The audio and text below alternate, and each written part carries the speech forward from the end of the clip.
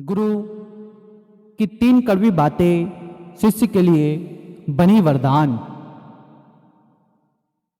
बंधुओं, किसी नगर में एक ज्ञानी साधु महात्मा रहते थे। वह बहुत ही जाने माने महात्मा थे। उनका एक शिष्य था जो थोड़ा नासमझ था। दुनियादारी की सूझबूझ उसमें कम थी, किंतु फिर भी वह अपने गुरु का सम्मान बड़ी ही निष्ठा और आदरपूर्वक करता था। कभी कभी वह अपने गुरु की कुछ बातों को नज़रअंदाज कर दिया करता था। गुरु उसे संसार की मोह माया और पारिवारिक रिश्तों से दूर रखकर उसे ब्रह्मचर्य का जीवन पालन करने के लिए कहा करते थे। वह परिवार से दूर नहीं रह सकता था और अपने गुरु की भक्ति भी नहीं छोड़ सकता था। वह गुरु भक्ति और पारिवारिक रिश्ते में कोई समझौता नहीं करना चाहता था। एक दिन वह अचानक अपने गुरु के आश्रम आया और बोला, गुरुजी, मेरा रिश्ता पक्का हो गया है। गुरुजी यह बात सुनते ही शोक से खड़े हो गए और दुखी मन से बोले, बेटा, तेरा रिश्ता हो गया है, अब तू मेरी तरफ से गया। शिष्य अपने स्वभाव से थोड़ा भोला भाला था। गुरु की बातों का अर्थ नहीं समझ सका, किंतु इतना समझ चुका था कि गुरुजी मेरे रिश्ते को लेकर खुश नहीं हैं और वह वहाँ से चला गया। कुछ दिनों बाद वह दोबारा आया और अपने गुरु के पास आकर बोला कि गुरुजी, मैं आपको शादी का निमंत्रण देने आया हूँ। गुरुजी ने फिर वैसा ही जवाब दिया। बोले, बेटा, अब तू तेरे परिवार से भी गया। उसने अपने गुरुजी की इस कथन का भी कोई जवाब नहीं दिया। कुछ दिन बाद में वह फिर अपने गुरुजी के पास आया और बोला, गुरुजी, मेरा विवाह हो गया है और पत्नी भी घर आ गई है। गुरुजी ने तीसरी बार भी एक वैसा ही कथन बोला और कहा, बेटा, अब तो तू दुनिया से भी गया। अपने गुरु के मुख से ऐसी 3 बातें सुनकर वह थोड़ी नाराजगी से बोला, गुरुजी, आप नहीं जानते, मेरे परिवार वाले मुझसे बहुत प्रेम करते हैं। हमेशा उन्हें मेरी फिक्र रहती है और मुझे पत्नी भी मुझसे प्रेम करने वाली ही मिली है। तो आप ही बताइए, मैं इन बंधनों को छोड़कर कैसे चला जाऊं? उसकी बात सुनकर गुरुजी बोले कि बेटा, तो क्या सच में तुझे ऐसा लगता है कि तेरे परिवार वाले और तेरी नई पत्नी तुझे इतना प्रेम करते हैं? वह बोला, जी बिल्कुल, इसमें कोई शक नहीं है। गुरुजी ने कहा, तो ठीक है बेटा, मैं तेरे परिवार वालों की एक छोटी सी परीक्षा लेना चाहूँगा, जिससे सिद्ध हो जाएगा कि वे तुझसे कितना प्रेम करते हैं। इसके लिए तुझे मेरा एक काम करना होगा। शिष्य ने बोला, गुरुजी, आपकी आज्ञा का पालन होगा, बोलिए क्या काम है? फिर गुरुजी ने अपने शिष्य के साथ मिलकर एक योजना बनाई, जिससे सिद्ध हो जाएगा कि सत्य क्या है। गुरुजी, एक काम कर, आज तू घर जा और अचानक पेट दर्द का बहाना करके ज़मीन पर लेट जाना। फिर तेरे घर वाले तेरी आवाज़ सुनकर डॉक्टर को बुलाएंगे और जब डॉक्टर तेरे को दवाई दे के जाए और दवाई खाने के बाद भी तू चिल्ला चिल्ला कर कहना कि मेरा पेट दर्द कम नहीं हो रहा है, मेरा पेट दर्द कम नहीं हो रहा है, आप मेरे गुरुदेव को बुला दो। ठीक शिष्य ने गुरु के अनुसार ही जो योजना बनाई थी उसका पालन करते हुए वह घर गया। अपने घर पहुंचता है और अपने गुरुजी के कहे अनुसार पेट दर्द का बहाना बनाकर ज़मीन पर गिर जाता है। उसके घर वाले उसे इस अवस्था में देखकर भयभीत हो जाते हैं। उन्होंने जल्दी से डॉक्टर को बुलाया। सभी काफ़ी दुखी दिखाई दे रहे थे, जिसे देखकर शिष्य थोड़ा मन ही मन खुश हो रहा था। लेकिन उसे अभी योजना आगे बढ़ानी थी। वह बोला, मुझे दवाइयों से कोई फ़ायदा नहीं होने वाला, कृपया आप जल्दी मेरे गुरुजी को बुला लाओ। केवल वही मुझे ठीक कर सकते हैं, नहीं तो मैं आज मर जाऊंगा।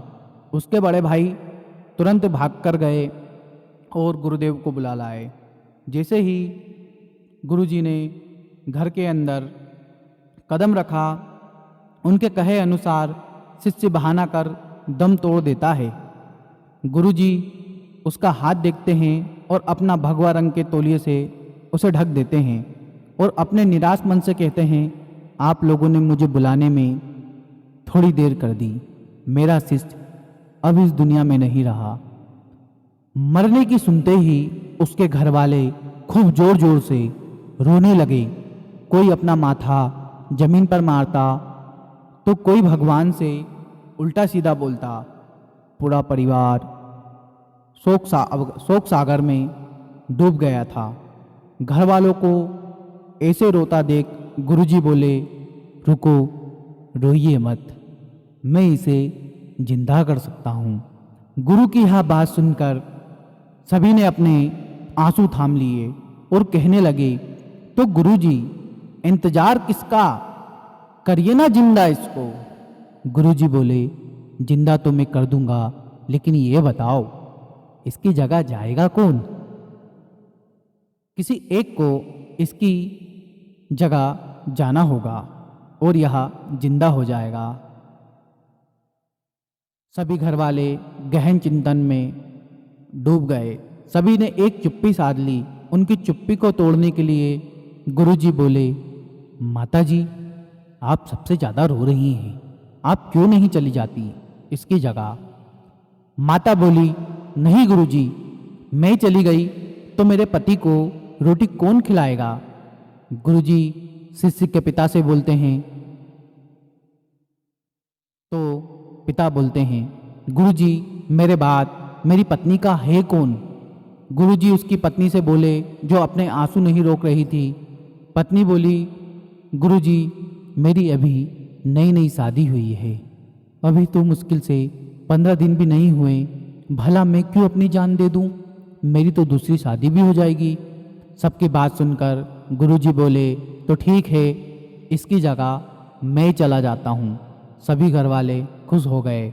घर वाले ने कहा, यह ठीक है गुरुजी, आपके तो आगे पीछे वैसे भी कोई नहीं है। गुरुजी बोले, तो ठीक है, मेरा कुछ सामान ले आओ। 1 किलो दूध, 3 बाजे की रोटी, 1 पाव देसी घी। घर वालों ने सभी सामग्री लाकर गुरुजी को दे दी।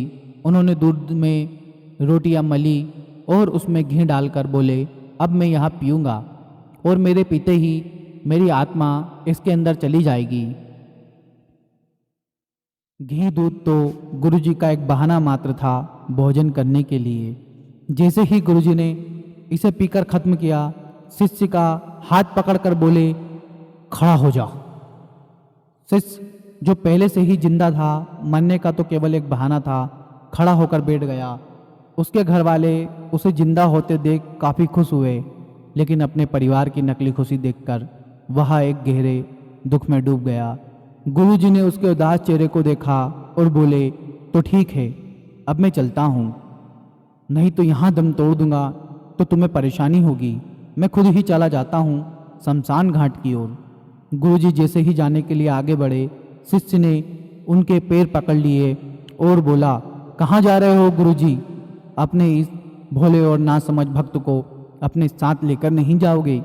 तब से शिष्य ने सांसारिक मोह माया और पारिवारिक रिश्तों से अपने सारे बंधन तोड़ लिए और अपने गुरुजी के साथ दूर रहने का निश्चय कर लिया और उन्हीं की कृपा से उसने अंतर ध्यान के लिए अपना जीवन शुरू किया और पूरा जीवन भगवान की और अपने गुरुदेव की सेवा में लगा दिया। मित्रजनों, हम भी कई बार इस सांसारिक मोह माया में फंसकर हम भगवान को भूल जाते हैं।